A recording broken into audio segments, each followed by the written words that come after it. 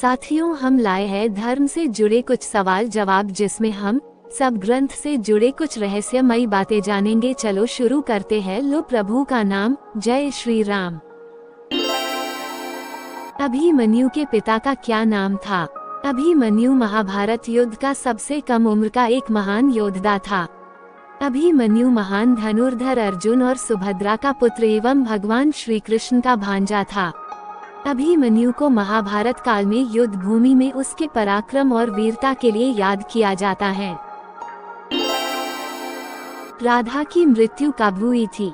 राधा रानी द्वारका चली गईं और वहां एक दासी के रूप में रहीं, लेकिन कृष्ण को नहीं देख पाने के कारण उन्होंने वापस बरसाना लौटने का फैसला किया और वह बूढ़ी थी, इसलिए थकी हुई थी। तब कृष्ण प्रकट हुए और आखिरी बार अपनी बांसुरी बजाई और राधा रानी ने कृष्ण की बाहों में दम तोड़ दिया और कृष्ण ने अपनी बांसुरी तोड़कर फेंक दी। गीता के अनुसार सबसे बड़ा पाप क्या है? जीव हत्या सबसे बड़ा पाप है। अनावश्यक हरे पेड़ों को काटना भी पाप है। श्री राम और माता सीता का विवाह कहाँ हुआ था? नेपाल के जनकपुर में ये पर्व खासतौर से मनाया जाता है। वाल्मीकि रामायण के अनुसार यहीं राम सीता का विवाह हुआ था। क्या मंदोदरी ने विभीषण से शादी की थी? रावण की मृत्यु के बाद उसकी रानी मंदोदरी ने रावण के भाई विभीषण से विवाह किया। श्री राम ने मंदोदरी को रावण के भाई विभीषण से शादी करने की सलाह दी, क्योंकि वह अपने पति और अपने सभी 3 बेटों को खो चुकी थी। विवाह के बाद विभीषण का लंका के राजा के रूप में राज्याभिषेक किया गया और मंदोदरी को लंका की रानी बनाया गया। भगवान कृष्ण ने राधा से शादी क्यों नहीं की? राधा रानी और भगवान कृष्ण एक हैं। विवाह करने के लिए आपको 2 लोगों की आवश्यकता होती है, लेकिन राधा रानी और भगवान कृष्ण एक आत्मा थे। वे एक दूसरे से अलग नहीं थे, वे एक दूसरे में निवास करते थे और इसे साबित करने के लिए विवाह की कोई आवश्यकता नहीं थी। वीडियो को लाइक करें और धर्म को बढ़ाने के लिए हमारी मदद करें। चैनल को सब्सक्राइब करके बेल आइकन को दबाएं और कमेंट बॉक्स में जय श्री राम जरूर लिखें।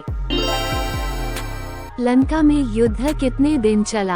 आपको बता दें कि प्रभु श्री राम ने लंका पर चढ़ाई करने के पहले शिव की आराधना की थी। इसके बाद भगवान राम और रावण का युद्ध कुल 8 दिनों तक चला था, लेकिन कुछ मान्यताओं के अनुसार यह भी बताया जाता है कि यह युद्ध 84 दिनों तक चला था। लंकापति रावण किसका अवतार था? पहले जन्म में जय विजय ने हिरण्यकशिपु व हिरण्याक्ष के रूप में जन्म लिया। भगवान विष्णु ने वराह अवतार लेकर हिरण्याक्ष का तथा नरसिंह अवतार लेकर हिरण्यकशिपु का वध कर दिया। दूसरे जन्म में जय विजय ने रावण व कुंभकर्ण के रूप में जन्म लिया। माता सीता पृथ्वी में क्यों समा गई? वर्षों बाद माता सीता एक क्रूर दुनिया से मुक्ति के लिए और अपनी पवित्रता के प्रमाण के रूप में अपने 2 बेटों कुश और लव को उनके पिता श्री राम के साथ फिर से मिलाने के लिए सीता माँ पृथ्वी के गर्भ में लौट आती है।